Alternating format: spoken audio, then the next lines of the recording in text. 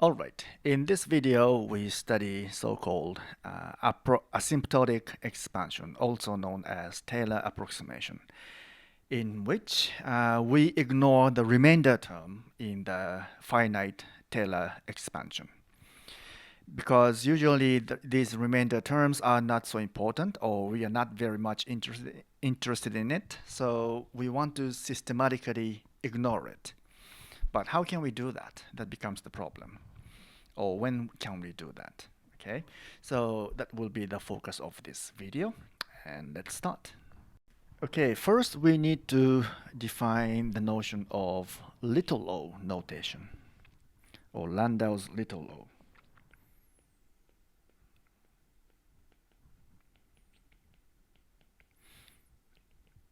O notation. That is, let's say we have two functions, f of x and g of x, and they are both defined around x equal to a. Okay, so that means they are defined on some interval that includes a. Okay, then if we have this f of x over g of x, this limit as x goes to a is 0, then here's the definition of little o.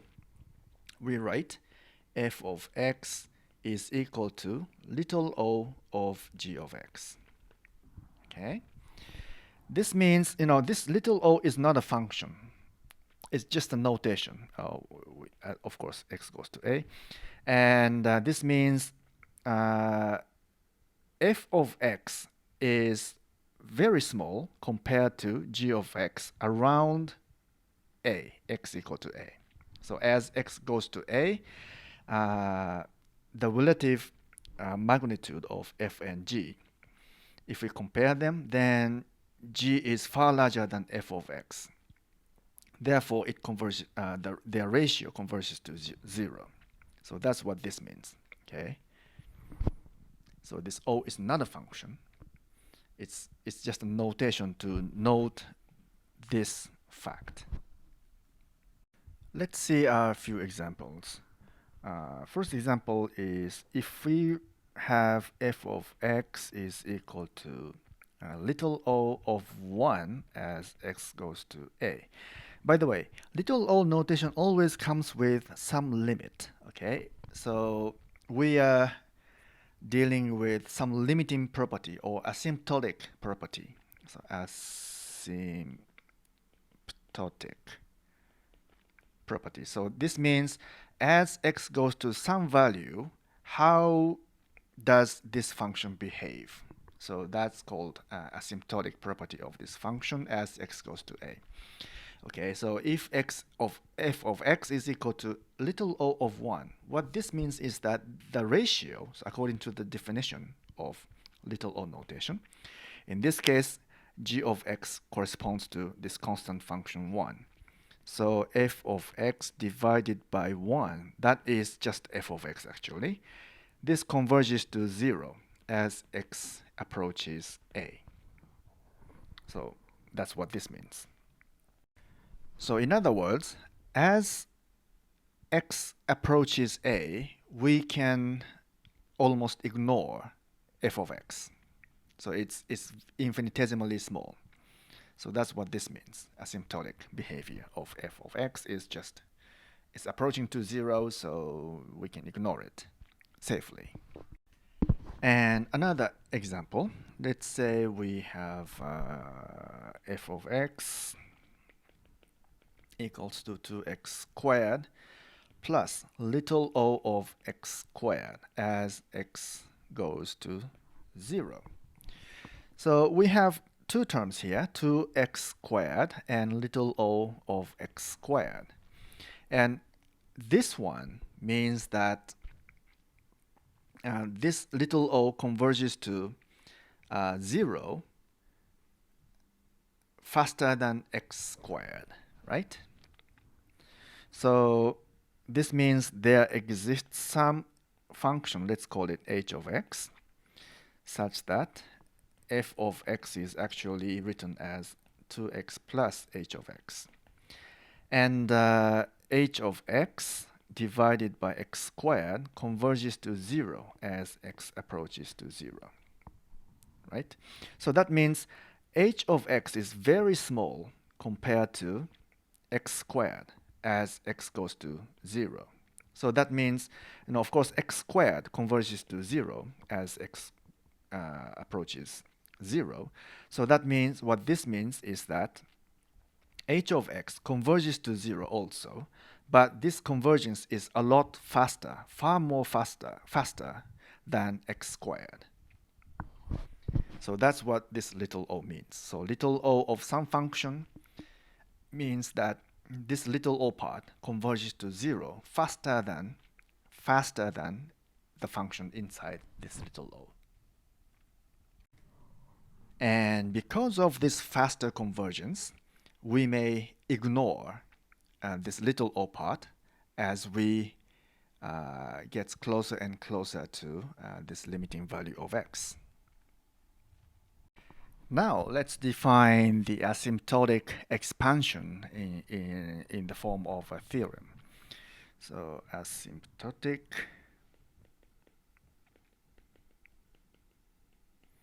expansion, also called Taylor approximation.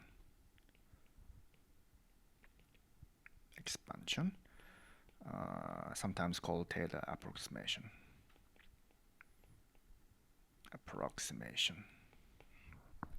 Okay, so f of x, suppose this is of class Cn. That means n times differentiable and continuous on some open interval, let's call it I, and that contains a point A. Okay, then we have the following asymptotic expansion. F of x. So this is almost like Taylor's finite Taylor expansion, except for the remainder term. F prime of a, x minus a, and double prime of a over 2, x minus a squared, and so on, and f nth differential coefficient over n factorial, x minus a to the power of n, plus little o of x minus a to the power of n. Okay, so these these two terms are different.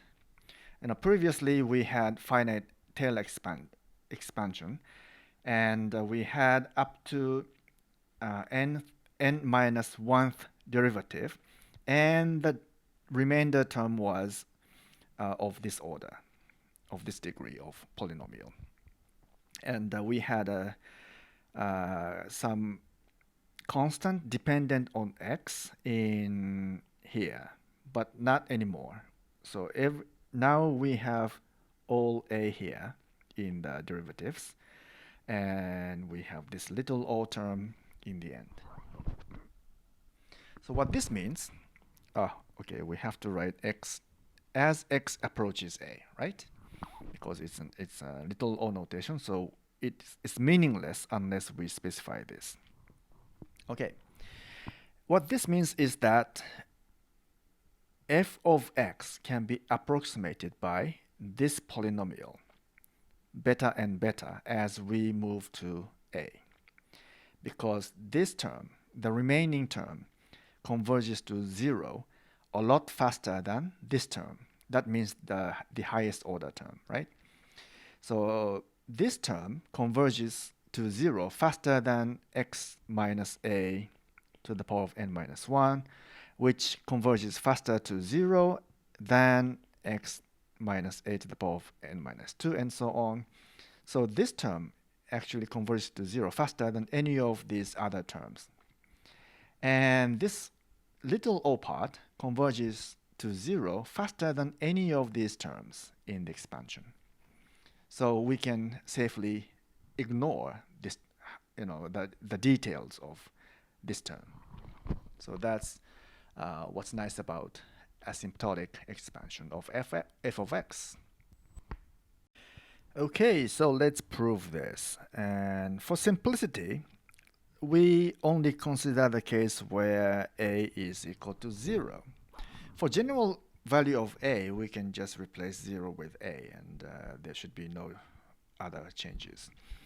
Okay, for simplicity.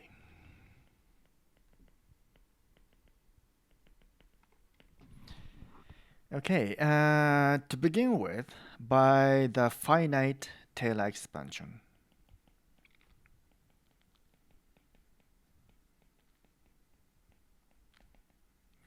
We have the following. F of x is equal to f of 0, and f prime of 0 times x plus and so on, and f n minus 1 derivative, and n minus 1 factorial x to the power of n minus 1, and the remainder term, that is this f nth derivative and theta x divided by n factorial and x to the power of n, where theta is between 0 and 1. Maybe it may be depending on x. Depends. Well, it does depend on x. Okay. So that's fine, and so we arrange this a little bit so that we somehow get rid of this remainder term. We don't like to have this theta here. 0x, and so up to this part is the same. X to the power of n minus 1 plus nth derivative n factorial x to the power of n. Okay, so we don't have theta here, we have 0. So we added this term and subtract this term. Okay, so plus g of x. So all the difference is just squashed into this term, g of x, where g of x is, of course, this remainder term, f and theta x n factorial x to the power of n minus this term. Okay.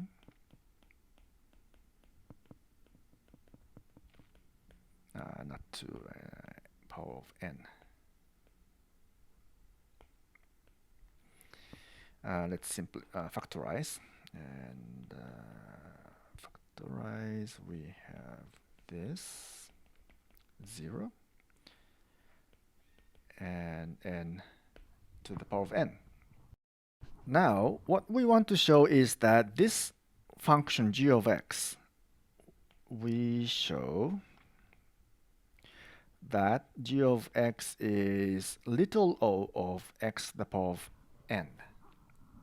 Okay, this is our goal. If we are done, we can show this, then we are done. Okay, so what? Okay, of course, x goes to 0. And what this means is that we need to show that g of x divided by n, x to the power of n, this converges to 0 as x goes to 0. So this divided by x to the this divided by x to the power of n is, so this term is cancelled. So we have f and theta x minus f and 0 divided by n factorial. Now, we consider the limit where x goes to 0. And when x goes to 0, this theta x goes to 0. It converges to 0. So we have basically f nth power of nth derivative of n, 0 minus the same value, right? But does this really converge to? Okay, so we need to show this. X converges to 0 as x goes to 0. Is this true? Yes, it's true, because so it's not a question, because why? Because f of x is of class Cn. That means the function f of x is not only n times differentiable, but also the nth derivative is continuous. So since it's continuous, we have this limit, right? So therefore, this converges to 0 as x goes to 0. Therefore, g of x is little o of x to the power of n, and we are done. Since this little o notation is so useful that it's worthwhile to study some properties of little o's. Okay, here are some lemmas that can be handy in some cases. So here, lemma.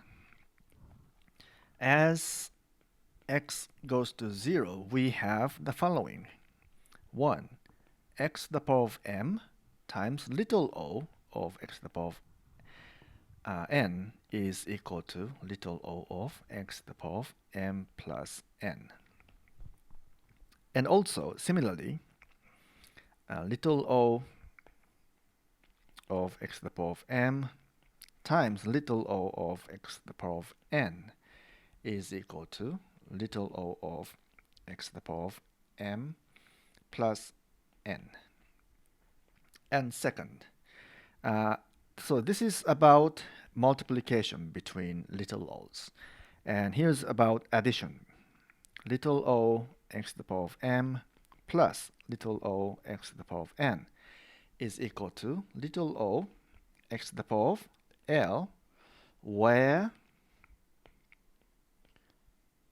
L is the minimum of m and n. So it's smaller of n or m. Okay. Okay, so let's show that. Let's show this one, and let's call it A and B. Let's call it 1A. So in order to show this, let's divide this and n over. So we want to show this is equal to this, so x to the power of m plus n. And we want to show that this converges to 0 as x goes to 0. But this is just, we can just cancel these powers, and we have little o x to the power of n over x to the power of n. Of course, by definition, this converges to 0 as x goes to 0. So we are done. And for B, this one, little o x to the power of m times little o x to the power of n. So we want to show that this is equal to little o of this. That means if we divide this by x to the power of m plus n, then this converges to 0, right? So let's show that. This one we can split into product and times o x to the power of n, x to the power of m times x to the power of n. So we can split into a product of two ratios, right? This times this. But this converges to 0 by the definition, the very definition of little o. And this converges to 0 times little o. So this is 0. So converges to 0 to 0. So the product converges to 0. And to prove this one, so we need to determine which one is smaller, m or n. So, but without losing generality, suppose m is less than or equal to n. Okay, so this one is smaller. Then, let's see. So little o x to the power of m plus little o x to the power of n. So in that case, L would be m. So in that case, L. So we want to show that this divided by x to the power of m converges to 0. Okay, so let's do that, and we can split the sum. Little o x to the power of m. So this is fine. So we have this one, n x to the power of m. But this one, so somehow we want to divide by x to the power of n, and that's easy actually. So this term doesn't change, and this term, x to the power of n, so we divided by this, so multiply by that. So we have x to the power of n, x to the power of m. Okay? But remember this. So n minus m is greater than or equal to 0. So, and xn, n times x to the power of n minus m. So this power is non-negative, okay? Therefore, so by definition, this converges to 0. And by definition, this converges to 0. Since the power is positive or 0, so this converges to either 0 or 1. 0 or 1. In either case, this whole thing converges to 0. So this converges, everything converges to 0 as x goes to 0. And we are done. So this little o notation is very useful when we are not particularly interested in many details. Okay, so let's see a few examples. Consider finding the fourth order asymptotic expansion of this function, 1 plus x squared times e to the power of x, as x goes to 0. Okay, up to fourth order. Okay, and we have seen that we know that this exponential function can be expanded into this form, 1 plus x squared over 2 plus x cubed over 6. So this is 3 factorial, and x to the power of 4 over 24. 24 is 4 factorial, right? And we are fourth order asymptotic expansion. So we are not interested in higher orders anymore. So let's write it little o x to the power of 4. Okay, and we also have this is 1 plus x squared plus over 2 plus little o x squared, right? So we want to calculate this times this. So x squared times this is x squared times this is, so just expand this, and we have x squared, x cubed, x to the power of 4 over 2. So we have x squared times little o x squared. So that is little o x to the power of 4, according to the lemma we have just proved. Now, we want to find the fourth order asymptotic expansion of this. Just do the math here. So 1 plus x squared times e to the power of. So this is e to the power of x plus x squared e to the power of x, right? So we have this and this now. So let's add them. So 1 and x squared here, x squared here. That is 3 over 2x squared, and x cubed here and here, and that is what is it, 7 over 6 x cubed, and x to the power 4, the same term here, and that is 24, 2, that's 24, and what is it, 13?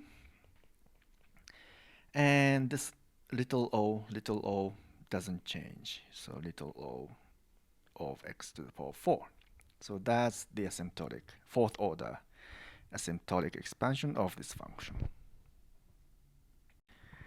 And here's another application. We have been using this limit sine x over x as x goes to 0. This limit is 1, and we have proved this, for example, by using L'Hopital's rule. But here's another proof by using asymptotic expansion. As we have seen that sine x can be expanded as this, x and plus little ox, right? Remember?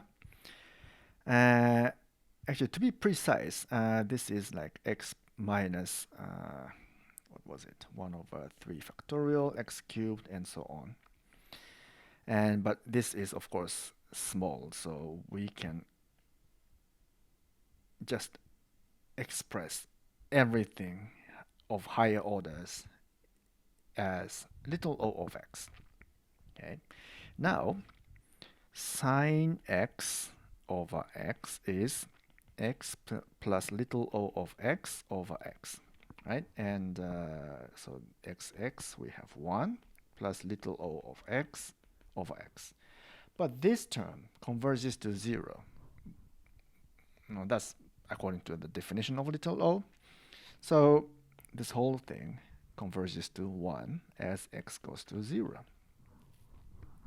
And so here's another proof of this limit.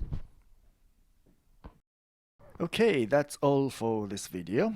See you later.